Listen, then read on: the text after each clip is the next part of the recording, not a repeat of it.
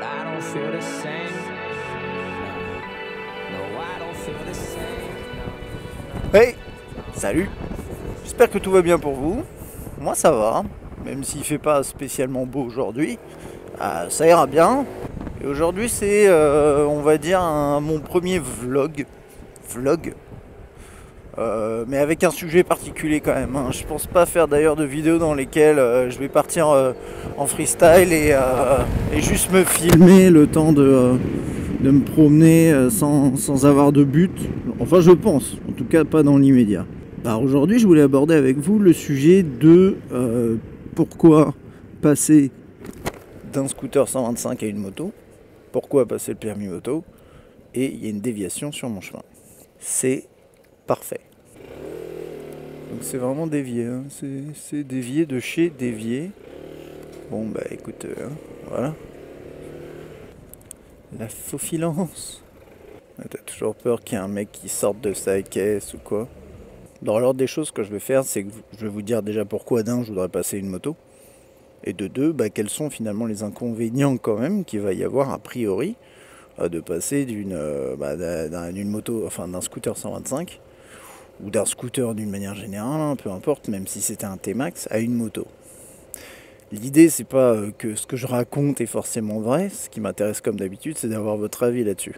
Et ça n'avance pas, mais à la fois, il faut que je me faufile là-dedans. Alors, je vais vous montrer un truc qui est vraiment pratique.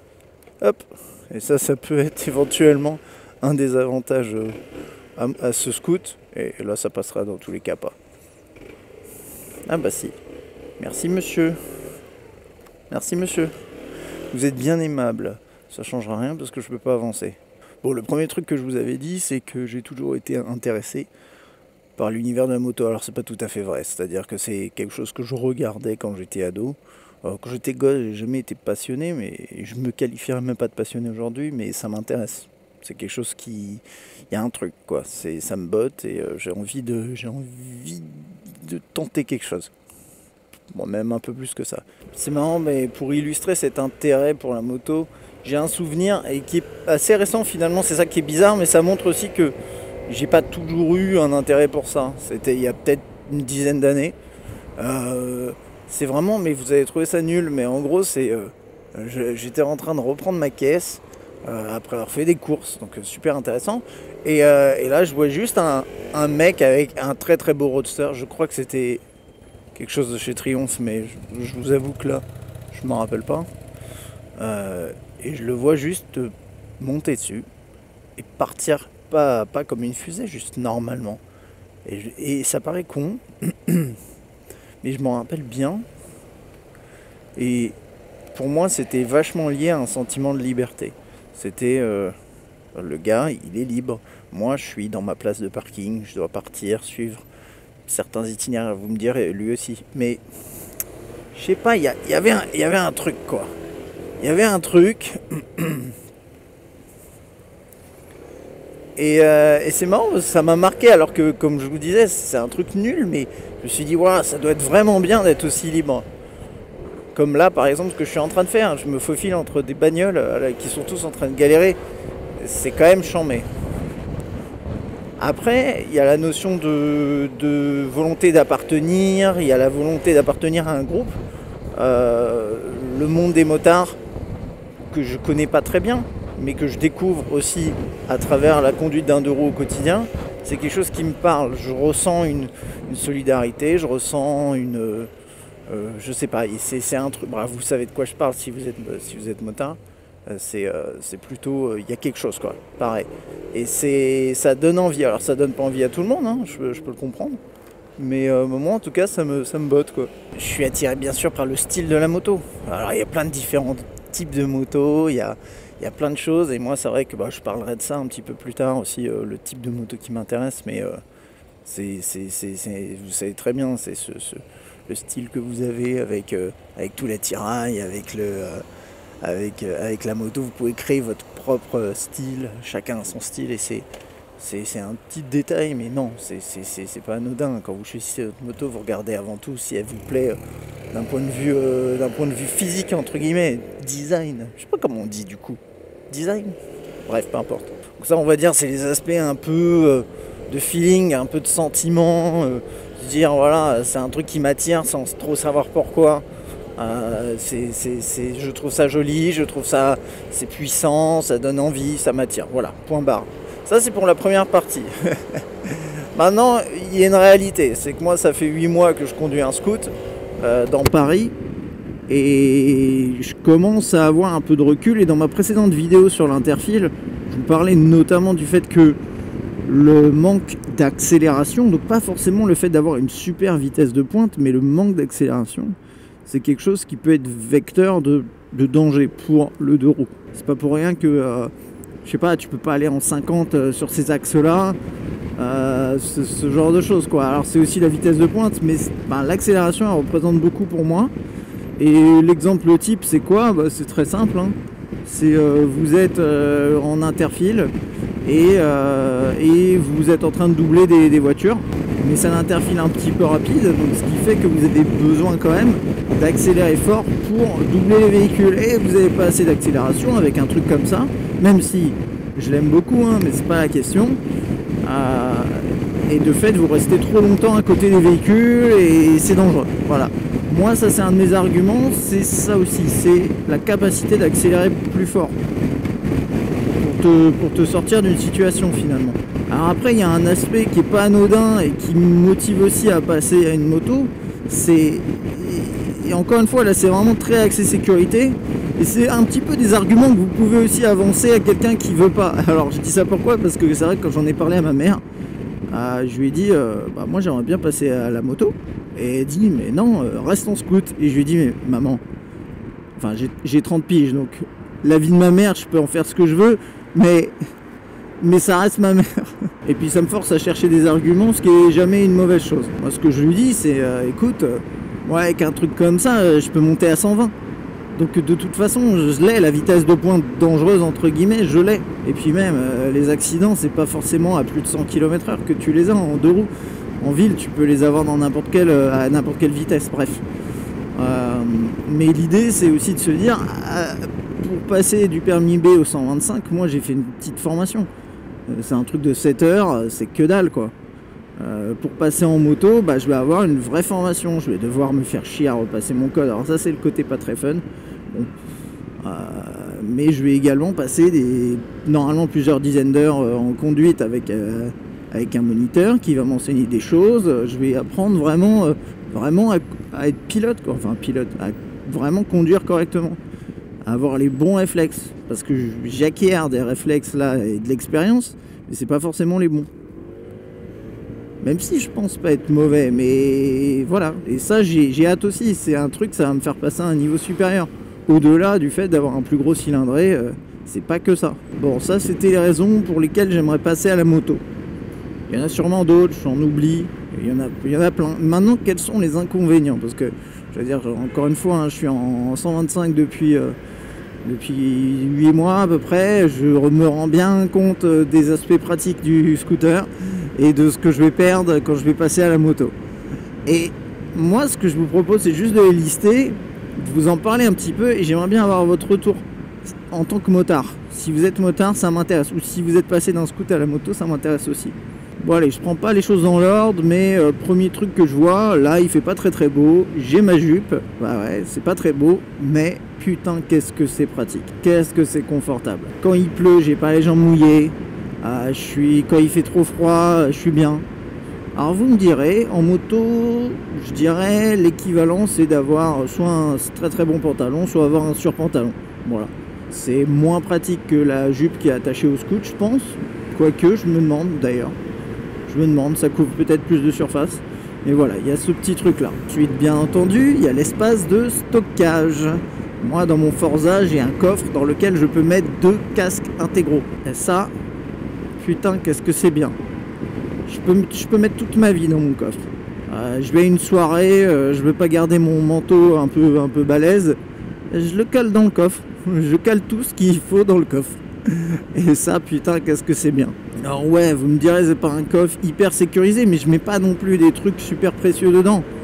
Et c'est vrai que c'est pratique. En moto, bon bah l'idée c'est que t'as quand même pas de coffre, hein, normalement. En tout cas moi avec si je veux partir sur un roadster naked, bah t'as pas de coffre. Et bon bah voilà, hein. Là-dessus, ce que j'en parlais à des collègues, à des potes motards, ils me disaient écoute tu t'habitues, t'as un sac à dos avec toi, ton casque bah, tu le prends avec toi quand tu vas quelque part et tu le poses. Bon, il n'y a pas non plus mort d'homme, mais en effet, c'est moins pratique. Alors au-delà de l'aspect pratique, il y a aussi l'aspect confort. Et peut-être je reviendrai sur des aspects pratiques après, mais je ne sais pas encore.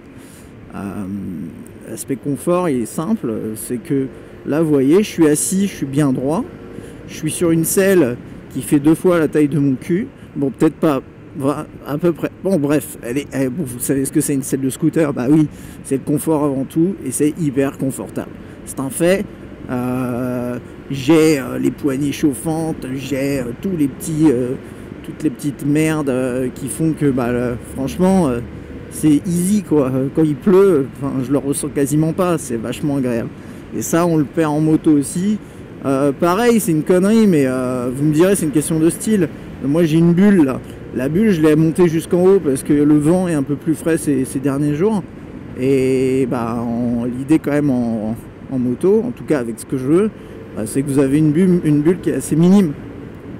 Et je veux justement une bulle qui soit petite parce que niveau style c'est bien mieux.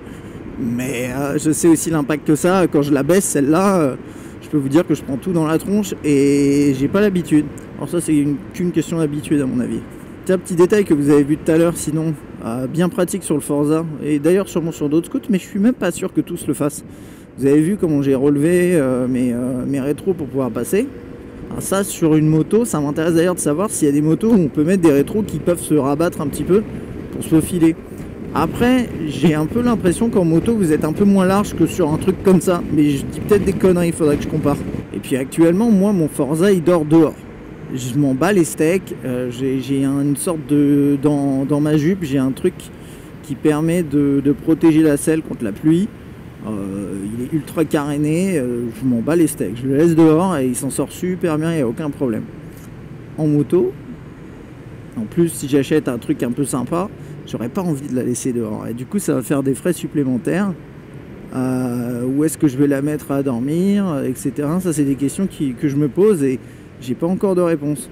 Et d'ailleurs ça c'est un peu l'argument, un des arguments aussi, c'est l'argument du coût. Le coût de l'assurance sera bien plus élevé. La bécane de base sera plus chère, mais bon, ça, hein, c'est comme ça.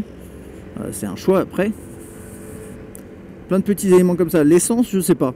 Je pense que ça consomme quand même plus un gros cylindré que ce genre de choses. Mais bon. Alors après, je viens de me rappeler de points quand même encore positifs, donc je reviens là-dessus. Hein. Désolé, c'est un peu décousu, mais quand même, et je pense que vous y pensez, c'est l'équipement. Alors je parle d'équipement de la bécane. C'est-à-dire que avec un scoot, bah, vous êtes équipé comme sur un scoot, quoi. C'est-à-dire sûrement pas si mal, hein, je dis pas, hein, mais bon, c'est pas non plus la folie, c'est pas le but. Putain, les gens aujourd'hui, mais ils se collent tous, c'est un truc de ouf. Quand je passerai en moto, oui, j'aurai un moteur plus puissant, mais j'aurai aussi des pneus plus balèzes, plus fiables, je pense, et ça vous me direz si je me plante dans les commentaires. Et puis surtout une puissance normalement de freinage qui est vachement meilleure, quoi. Vous avez freins à disque qui sont quand même un peu plus trapus, on va dire. Et là pareil, dites-moi si je me plante. Mais j'ai ce sentiment là quand même que de passer à la moto, c'est aussi s'équiper mieux pour freiner, pour tourner, pour se pencher un peu dans les virages, etc. Avec tout ce que je viens de vous lister, vous dites peut-être, mais Axel, tu as raison, il y a plein d'aspects peu pratiques à la moto, tu es habitué au scoot, pourquoi tu passes pas ton permis moto pour passer sur un plus gros cylindré en scooter? Eh ben, j'y ai pensé, et je dis ça tout en sachant que si vous êtes motard, vous me conseilleriez pas de faire ça, mais sincèrement, ça n'a rien à voir, quoi. J'ai absolument pas envie de passer un gros scoot. Je trouve que se faire chier à passer le permis moto pour se retrouver sur un T-Max, je n'arrive même pas à concevoir le truc. Même si, bien sûr que je comprends l'aspect pratique plus puissance, ça a du sens quand même, il y a une certaine logique. Mais, bah oui, Bah oui mon pote. Bon, en tout cas pour moi je le conçois pas trop. Je suis chez Honda, j'avais regardé un peu l'Integra. Et ouais, c'est pas mal. Mais quitte à se faire chier à passer le permis moto et à se retrouver sur un cylindré costaud et à mettre un budget conséquent, bah, pourquoi pas se faire vraiment plaisir et passer sur une moto. Je sais pas. Mais ça encore une fois ça dépend des besoins des gens. Bon et puis pour se quitter je dirais juste un truc, c'est que faut bien reconnaître que dans tout ce que je suis en train de faire, il y a une part d'irrationnel. C'est-à-dire que si je faisais qu'un acte rationnel, déjà d'un, je passerais pas à la moto. Parce que bon, au final mon scoot il me convient tout à fait pour faire mes trajets du quotidien. Et puis vu la liste à rallonge de trucs pas pratiques, etc. de la moto par rapport au scoot, ça aurait du sens de rester sur un scoot. Sauf que, bah, vous le savez bien, il y a une part d'irrationnel, il y a une part de j'aime ou j'aime pas. Et c'est vrai qu'aujourd'hui, j'en suis à là. Voilà. C'est à peu près ça tout ce que j'avais à dire. Alors, qu'est-ce que vous en pensez? Qu'est-ce que vous pensez des points positifs que j'ai cités? Qu'est-ce que vous pensez des points négatifs qui de toute façon ne pencheront pas dans la balance puisque j'ai déjà pris ma décision, hein. Alors, on verra dans 8 mois si... dans 8-10 mois, je pense, si j'ai concrétisé mes ambitions d'aujourd'hui. Mais voilà, c'est à peu près tout. J'espère que ça vous aura intéressé. Je vous dis à très bientôt. Allez, ciao. Take the flow, knock the days. Cross the fade, the kids lost their ways. Dropped the bass, but couldn't